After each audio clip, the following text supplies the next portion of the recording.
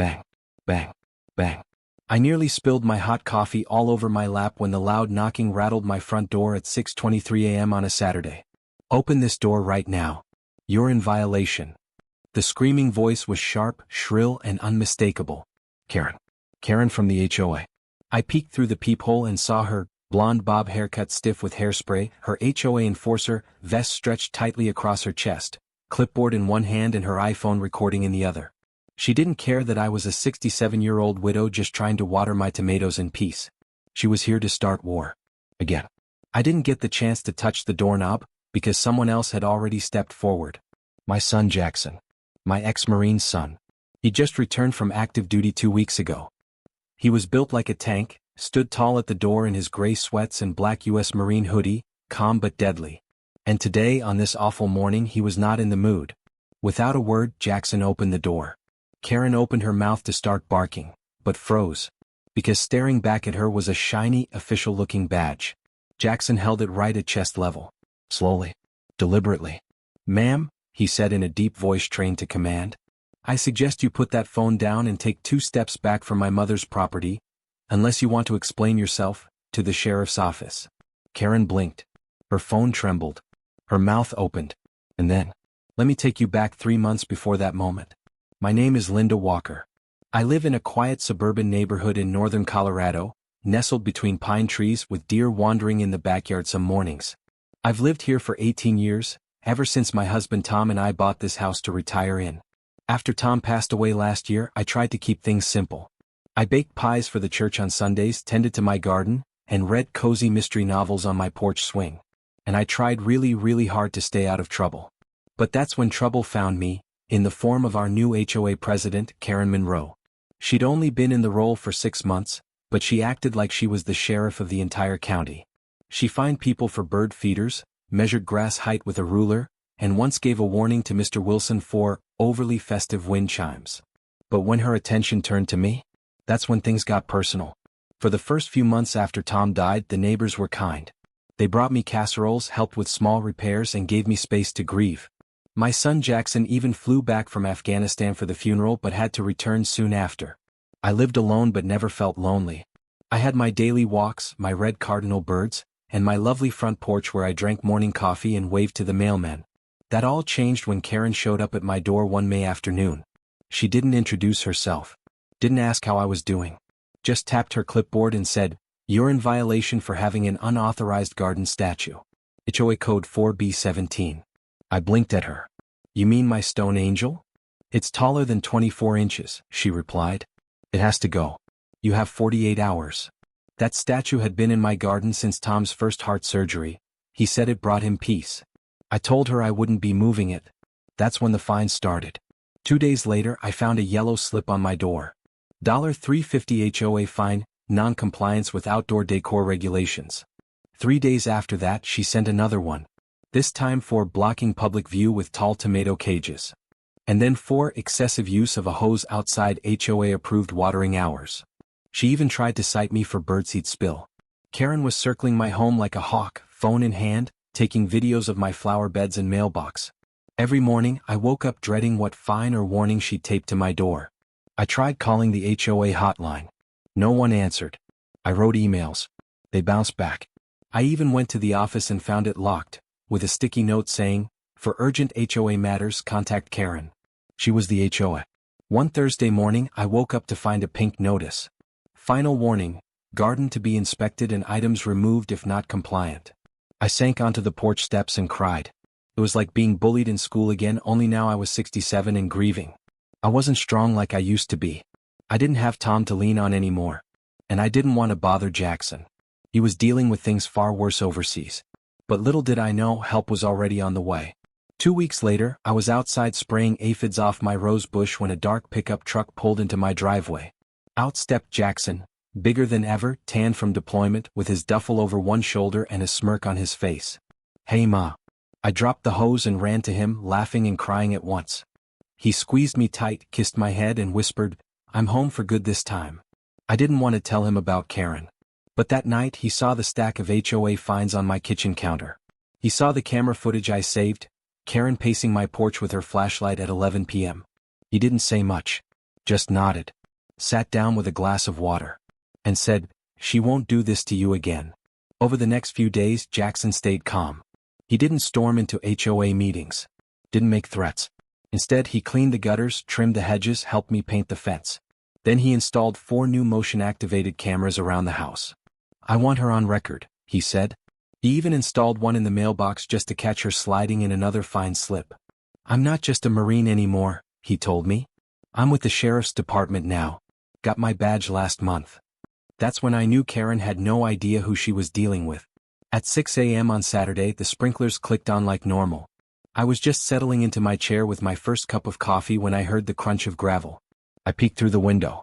Karen was marching up the driveway with a clipboard, phone already recording, and fury in her eyes. That's when I realized she had never expected pushback. She thought she had power. She thought she could intimidate a grieving widow. But this morning someone else was home. Someone who knew the law better than she did. Bang, bang, bang. The door trembled under her fist. "Open up. This is HOA business." Before I could even stand, Jackson crossed the living room with long, even steps. He opened the door wide. And there she was, caught mid-rant, one finger in the air. Jackson stepped into the doorway, square-shouldered and unreadable. Then, without saying a word, he pulled something from his hoodie pocket and held it up at her face. A gleaming silver badge. "Ma'am," he said in a low, firm tone, "you just stepped onto the wrong porch." Karen froze. And then, the flashing red and blue lights lit up Karen's horrified face like a Christmas horror movie. The flashing red and blue lights lit up Karen's horrified face like a Christmas horror movie. She turned to run, actually run, but tripped over her own clipboard and stumbled onto the gravel. The sheriff's cruiser rolled up slow, calm, almost casual. But the tension in the air was thick. Out stepped Deputy Riley. Tall, lean, with mirrored sunglasses and a radio clipped to his chest. He gave Jackson a quick nod. "Morning, Corporal." "Morning, Deputy," Jackson replied, arms folded. Karen tried to compose herself, brushing dirt off her vest. "This is a mistake," she said breathlessly. "This is private HOA business." Deputy Riley raised an eyebrow. "You've been reported for harassment, trespassing, and possible property damage." Karen's eyes widened. "Who reported me?" Jackson pointed a thumb toward our security cameras. "Everything's on tape." Karen stammered, "You're just trying to scare me?" Riley stepped forward. "Ma'am, we're going to need you to come with us and answer a few questions downtown." That's when Karen did the unthinkable. She lunged for her phone, turned it on herself, and started live streaming. "They're arresting me for doing my job," she screamed. "This is HOA abuse. I'm being targeted." People started coming out of their homes. Neighbors in bathrobes. Joggers on paws. One man held a coffee mug that said "Number 1 Grandpa" and just shook his head. "Ma'am," Riley said, "please put the phone down." But Karen didn't stop. "And Jackson?" He stepped off the porch, looked her square in the eye and said, "If you don't comply right now, I'll make sure your HOA presidency ends tonight." Karen's mouth opened like she was about to shout something. But no words came out. Her eyes locked on the shiny sheriff's badge in Jackson's steady hand. Her phone, which had been recording, started to lower like someone had pressed a slow-motion button. I didn't know," she stuttered. Jackson didn't flinch. "You didn't ask. And now you're trespassing." Karen took a step back. She tried to straighten her clipboard as if that would help her regain control. "I'm here on official HOA business. This property is in violation." "You're not law enforcement," Jackson cut her off coldly. "And this is not a crime scene. This is my mother's home." He slowly raised his voice, not yelling but enough to make Karen freeze again. "And if you don't leave this porch right now, I'll arrest you for harassment, trespassing, and stalking a senior citizen. I've got video evidence from the last 2 weeks." Karen blinked, stunned. Her face turned red, then pale. She looked like she was deciding whether to argue or run. Then she spun on her heels and marched off the porch. But not before saying one last thing over her shoulder. "This isn't over. I never thought things would escalate this far. I mean, what do you do when your HOA president is obsessed with controlling your every move? Let me take you to what happened right before that early morning showdown." Jackson had only been home for 5 days when we started seeing Karen's car, again. She had this white Honda CR-V with a purple HOA Authority sticker on the windshield and a dashcam always rolling. She circled the neighborhood like a patrol car. Every morning. Every evening. And when she wasn't patrolling, she was lurking. Sitting in her SUV, windows rolled halfway down, watching like a hawk. Jackson noticed it immediately. "She just sits there?" he asked one night. "Yeah," I sighed. "Sometimes for hours. Just staring." "She ever knock on other people's doors?" "No. Only mine." Jackson's jaw tightened. He didn't say much that night. But I could see the storm brewing behind his calm eyes. The very next morning, a new HOA letter showed up.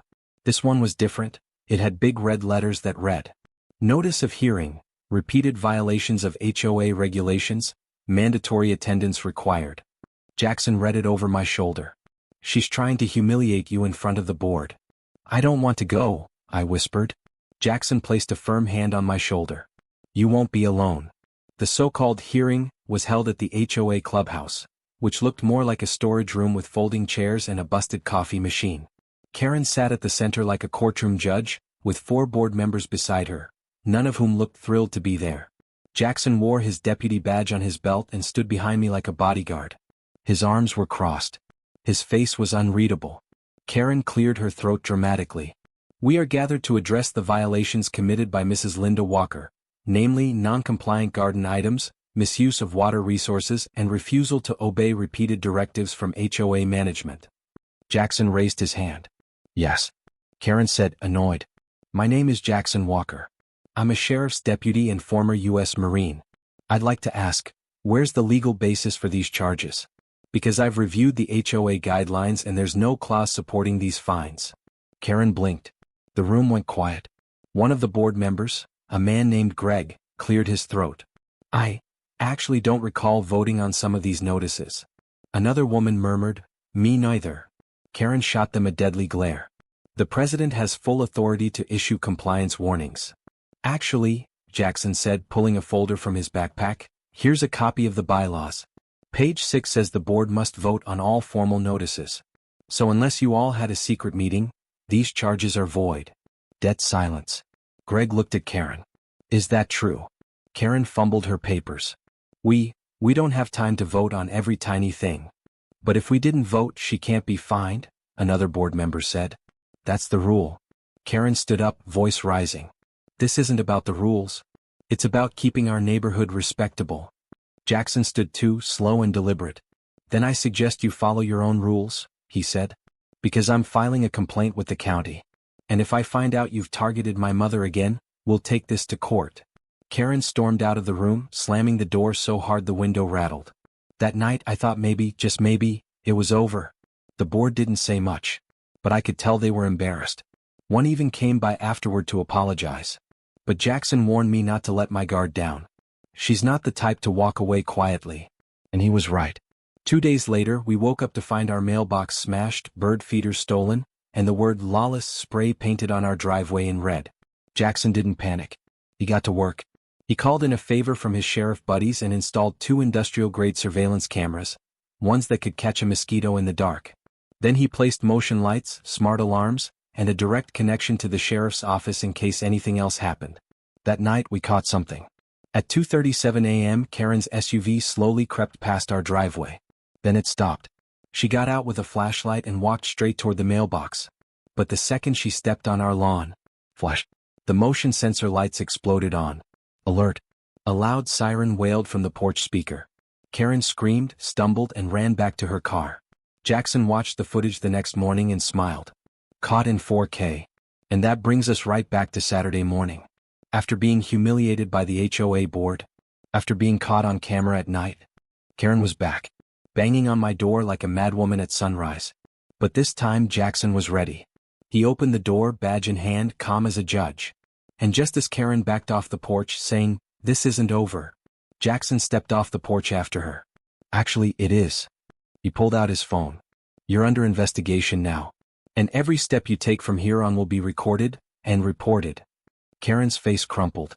She looked like she was about to scream or faint. And just as she turned to run, red and blue lights lit up the end of the driveway.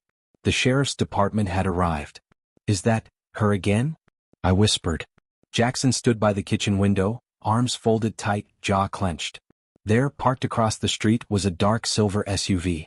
Not Karen's usual white Honda. But we both recognized the driver. Karen. She was out on bail and back. 2 days after the sheriff escorted her off our property, she'd somehow returned, and now she was watching our house from the shadows like nothing ever happened. She didn't step out. She didn't scream this time. She just watched, like a snake in the grass. And then, our front porch motion lights lit up again. Something moved near the rose bushes. Jackson was already out the door in a flash, flashlight in one hand, badge around his neck. When he reached the bushes, he stopped cold. There, tucked beneath the flowers, was a small drone camera. Karen was spying on us. And we weren't the only ones she had targeted. After the creepy garden gnome showed up on our doorstep, Jackson knew we were in the final act. "She's sending a message," he told Deputy Riley. "One last scare." Riley sighed. "Well, she just made a mistake. Tampering with your mailbox is a felony, and that means federal charges." Within hours, Riley had issued the official warrant. Karen Monroe was now a wanted criminal. But no one had seen her since that night. Not on her street. Not in her car. Not even on her weird HOA Facebook page. Then Jackson got a call, from someone unexpected. "Greg, I found something," Greg said. "In the HOA storage unit." Jackson and Greg drove to a dusty warehouse on the edge of town, just past the railroad tracks. Inside was a rented unit, paid for under a fake name, K. Martin. They pried it open. And inside, stacked boxes filled with files, receipts, surveillance gear, and dozens of printed HOA violation forms with fake signatures. Jackson picked up a folder labeled Plan B, Complete Control. Inside were maps of neighborhood homes with notes like, "Add violation, backyard junk pile. Pressure board to evict Jenkins. Install fake cameras on fence line." She planned to take over the entire neighborhood, one family at a time. Jackson took a long breath. She didn't just want to enforce rules, he said. She wanted to run people out. Own this place. Greg's voice cracked. "We let her get too far." The sheriff's office fast-tracked the warrant. They traced her credit card usage. They tracked her burner phone. And finally they located her at her own home, hiding in the attic, avoiding all knocks on her door. But when the SWAT team arrived that morning, she had no more excuses. She was handcuffed on her front porch. Neighbors watched in silence. Some clapped. Some just wept. Karen was placed in the back of a black SUV and driven away for good. Even with Karen gone, the neighborhood had scars. There were broken friendships. Damaged trust. Houses with foreclosure notices still fading on the windows. But something else had changed too. People were talking again. Mrs. Keller brought cookies to Mr. Jenkins. Greg helped repaint the fence of the Rodriguez family who were planning to leave. Jackson hosted a meeting on our lawn, under the string lights, inviting everyone to talk about what they wanted. "We can do better," he told them. "We can still have an HOA, but it should protect us, not control us." One by one, heads nodded. The neighbors voted. Greg stepped down. I'll step down. And unanimously, Jackson was voted in as the new HOA president. He laughed when they told him. "I'm not really a rules kind of guy," he said. But the community needed him. They needed someone who wouldn't abuse power. And Jackson? He accepted. But only under one condition. No fines. No secret meetings. No threats. Just neighbors helping neighbors. 1 month later, Karen stood trial. Footage of her breaking into properties. Emails threatening homeowners. Text messages offering bribes. It all came out.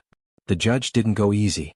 Karen Monroe was sentenced to 2 years in county jail, plus 3 years of probation, and barred from participating in any HOA ever again.